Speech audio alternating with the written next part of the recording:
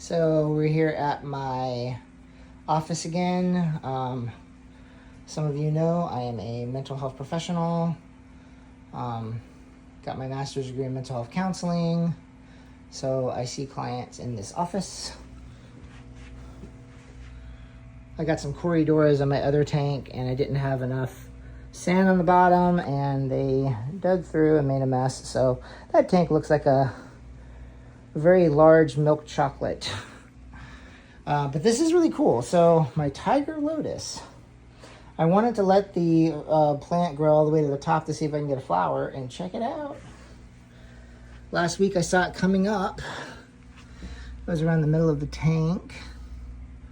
And now you can actually see so that's really cool, huh? Pretty exciting. It'd be kind of nice to have like maybe a couple of these plants over here, maybe 2 or 3, so I can have 2 or 3 of these flowers. There's lots of room. It's just the lily pads. If you cut the lily pad, if you trim it down to like halfway, they will only grow to that level. That's what I've heard, and I have done that before in the past, where it only grew up a certain height. So these are my red-tailed gadaids, and I also have some cherry barbs in there. I've got some male and some females, and then I got this one random platy, this blue tuxedo platy. I need to get that little guy out of there because he's by himself. Lots and lots of floating plants. Over time, I'm going to take more of these floating plants out as the plants on the bottom grow more. I just put these stem plants in. I'm gonna actually plant a whole patch of these stem plants right there. That might be kind of cool. I can just take clippings from these and just put down there. I might do that actually, because this one here is all the way up to the top actually. So look at that. What else to show you guys? It's kind of funny.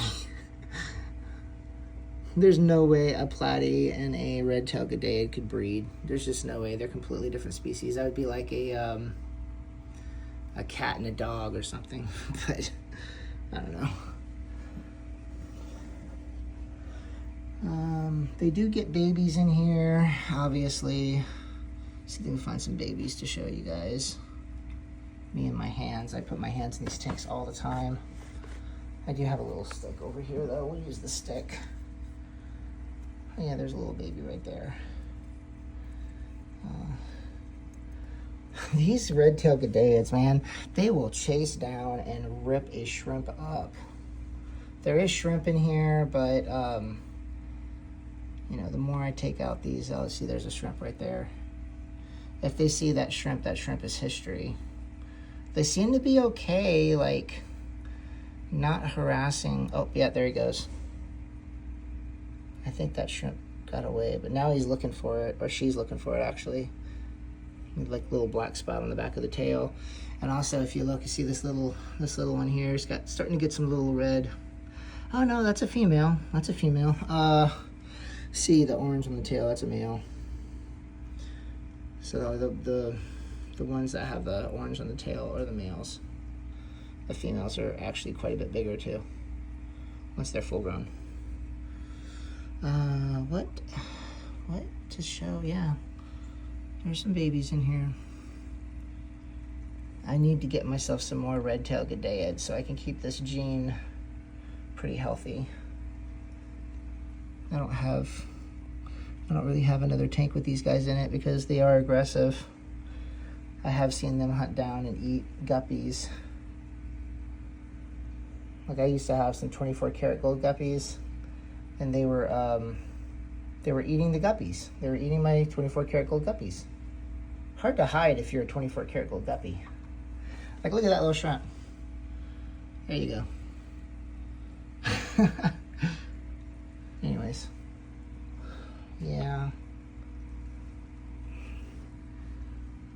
Pretty cool tank. I'm liking the way this is turning out. Yeah, I mean, look at that. This is the very bottom of that lily. So, got some space there. Got this nice flat rock.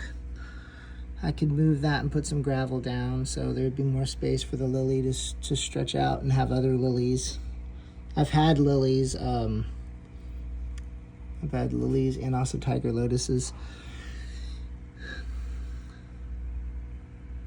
where they were actually like the bulb. So this is from the bulb, but I have actually had them send out runners. I think that's what they call them if it's a lily or a lotus. But yeah, so that's kind of cool. Yeah.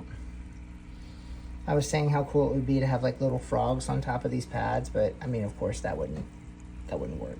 They would they would jump out of the tank and then find crispy critter frogs on the floor. All right. Let's see, what time is it? So it is 11:26. It's 11:26 a.m. Oh, you stupid thing. I looked at my watch and it just told me what time it was. Yeah, so I think I will go ahead and end the video here, and I will do a little bit of reading before my client walks in, just to catch myself up on notes, so on and so forth. All right. Thanks for watching, folks.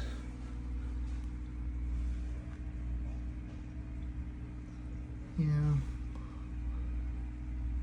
I might take these guys out, these cherry barbs, and put them in a different tank to see if I can get them to breed.